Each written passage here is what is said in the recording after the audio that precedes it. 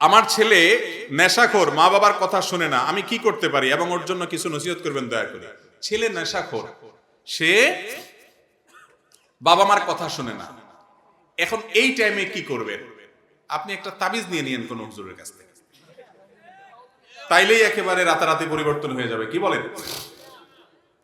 এই কথাটা দুঃখ করে বললাম যে অনেক বাবা মা আছে, ছেলে মেয়ে তাদের যখন পরিণত বয়স হয় তখন যা করা দরকার তা করে না, যখন সর্বনাশ হয়ে যায় এবারে এসে কান্দে, হুজুর পানি পড়া দেন। এখন কি আর পানি পড়ার কাজ? এখন তো মগুর পড়া লাগবে। এখন হুজুরের কাছ থেকে কি পড়া নিতে হবে? মগুর পড়া নিতে হবে। সময় মতো সাবধান হবেন। বাচ্চাদেরকে ছোটবেলা থেকে আল্লাহর সাথে পরিচয় করাবেন। কোন ছেলে মেয়ের সাথে উঠা বসা করে খেয়াল করবেন। আজে বাজে পোলাপানের সাথে চলে কিনা, তাহলে খারাপ হয়ে যাবে। এরপরে বাজে পথে চলে যাওয়ার পরে তাদেরকে সুপথে আনা বড় কঠিন। এই জন্য তাদেরকে দিনদার মানুষ হিসেবে গড়ে তোলার জন্য নিজেরাও ভালো হবেন, ভালো পরিবেশ দিবেন।